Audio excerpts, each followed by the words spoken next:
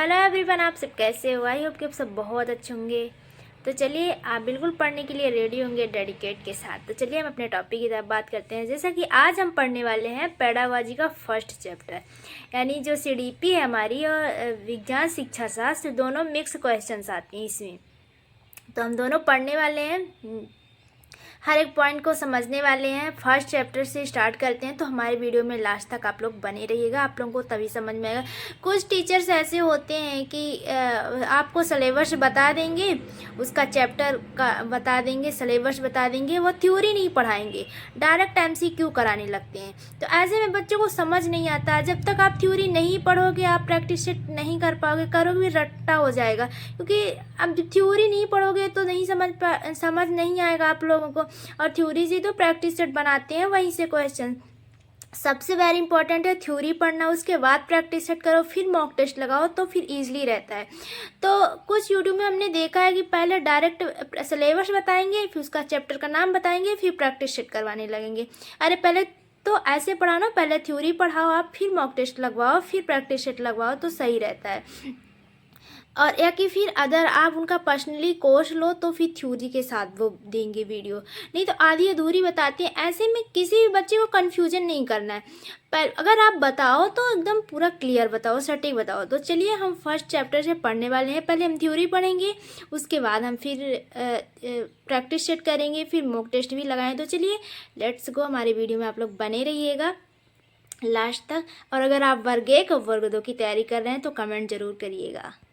आपको वाकई में तैयारी करना है, एग्ज़ाम आपको निकालना है, तो सबसे पहले आप एक चार्ट बनाओ, सिलेबस लिखो, उसमें जो भी सब्जेक्ट की आप तैयारी कर रहे हो उसका सिलेबस लिखो, और जहाँ पर आप स्टडी कर रहे हैं उसके सामने लगाओ।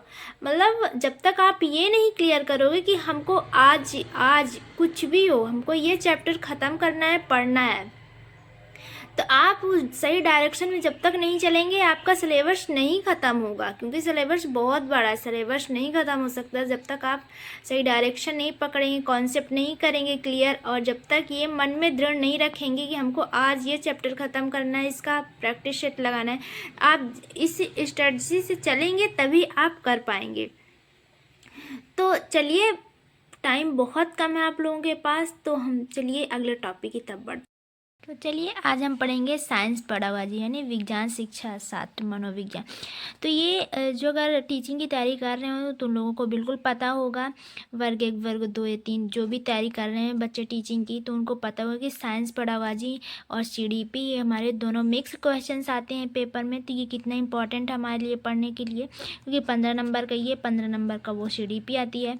तो अगर आप समझ के नहीं पढ़ेंगे, रटेंगे, तो आपको रटना नहीं, इसमें पढ़ना है। साइंस पेडागोजी का मतलब है कि हम बच्चों को विज्ञान कैसे पढ़ाएं, उनको कैसे सिखाएं, वो किस एज में एक्सपेरिमेंट कर सकते हैं, प्रयोगशाला में विधि का प्रयोग कैसे करवाएं। तो बिल्कुल ये सटीक तरीके से आप लोग एक एक पॉइंट जहाँ जहाँ हमने हाईलाइटर कर रखा वो आप पढ़ेंगे, आप लोगों को तभी समझ में आएगा और आसानी के साथ आप कर पाएंगे। तो हमारे जो ये विज्ञान की वह प्रौद्योगिक हमारे जीवन की एक महत्वपूर्ण भूमिका निभा रही है। साइंस एंड यानी जो हमारी साइंस एंड टेक्नोलॉजी वो कितना आगे बढ़ चुकी है, वह हमारे सामाजिक और सांस्कृतिक जीवन की एक अभिन्न अंग बन गई है, जिसे विभिन्न गतिविधियों को विज्ञान द्वारा नियंत्रित किया जा सकता है, ठीक। तो आप लोग बिल्कुल ध्यान में रखिएगा, जहाँ जहाँ हमने लाइटर कर रखा है आप लोग बिल्कुल पढ़िएगा। पहले हम इसका पैराग्राफ कंप्लीट करेंगे। थ्योरी पढ़ना इतना इंपॉर्टेंट है कि कुछ लोग होते हैं प्रैक्टिस से डायरेक्ट करने लगते हैं। तो पहले हमको थ्योरी पढ़ना है, उसको समझना है, उसके बाद हमको प्रैक्टिस सेट करना है, फिर उसके बाद हमको मॉक टेस्ट भी लगाना है। तो पहले हम थ्योरी पढ़ेंगे, पैराग्राफ पढ़ेंगे, उसके बाद हम प्रैक्टिस सेट लगाएंगे, जिससे कि हमें बिल्कुल ईजिली रहता है बताने में, प्रैक्टिस सेट करने में आप लोगों की। तो चलिए पहले हम थ्योरी की तरफ चलते हैं, पढ़ते हैं। तो यहाँ पे बोल रहे हैं विज्ञान की उत्पत्ति लैटिन भाषा के शब्द से हुई। क्या? विज्ञान की उत्पत्ति हमारी लैटिन भाषा के शब्द से साइंटिया से हुई। किसके? साइंटिया। तो बिल्कुल ध्यान में रखिएगा, क्वेश्चंस बना सकता है ऐसे, जिसका अर्थ ज्ञान होता है, जिसका अर्थ ज्ञान होता है। तो यह एक व्यवस्थित निकाय जो हमारे जीवन के किसी भी विषय या क्षेत्र से संबंधित हो सकता है। सरल शब्दों में विज्ञान हमारे दैनिक जीवन में घटित होने वाली प्राकृतिक घटनाओं की जांच के लिए व्याख्या। यानी यहाँ बोल रहा है कि सरल शब्दों में जो हमारे विज्ञान के हमारे दैनिक जीवन में घटित होने वाली जो प्राकृतिक घटनाओं का वो इसमें बहुत अच्छे से वो मतलब बताया गया है कि हम कैसे इसमें बता सकते हैं प्राकृतिक घटनाओं की जांच के द्वारा ये कैसे सरल शब्दों में हमारे जीवन में जो दैनिक जीवन घटित होने वाली प्राकृतिक घटनाएं हैं, हमारे विज्ञान जो है इतना आगे बढ़ चुका है। तो उसका यहाँ पे गुण बता रहे हैं कि हमारा पहला होगा विज्ञान अनुभवजन्य होगा, विज्ञान की प्रक्रियाओं से विज्ञान का विकास, वैज्ञानिक का ज्ञान अनुकरणीय, वैज्ञानिक नाम समग्र, इसके ये विज्ञान के गुण हैं। तो आप लोग बिल्कुल ध्यान में एक एक पॉइंट रखिएगा। वैज्ञानिक ज्ञान प्रकृति की अवस्थाएं अस्थाई, तो इसमें से है इंटरडिसिप्लिनरी अप्रोच इन साइंस, ठीक। विज्ञान के अंतर विषय की दृष्टिकोण, विज्ञान के सभी शाखाएं अत्योत्तरित हैं। क्या है? अत्योत्तरित है, जो कि विज्ञान में कई ऐसे क्षेत्र जो सभी विज्ञान विषयों के लिए समान है। क्या बोल रहे हैं? विज्ञान के ऐसे कई क्षेत्र हैं जो सभी विषयों के लिए समान है। विभिन्न विषयों के पारस्परिक संबंध के कारण अनुशासनात्मक दृष्टिकोण से संबंध पर बल दिया गया है। तो इसमें देखिए कि भौतिक विज्ञान शिक्षण में हम केवल भौतिक विज्ञान और रसायन विज्ञान तक ही सीमित रह सकते हैं। यहाँ बोल रहे हैं कि भौतिक विज्ञान शिक्षण और हम केवल भौतिक विज्ञान और रासायनिक विज्ञान तक ही सीमित रह सकते हैं।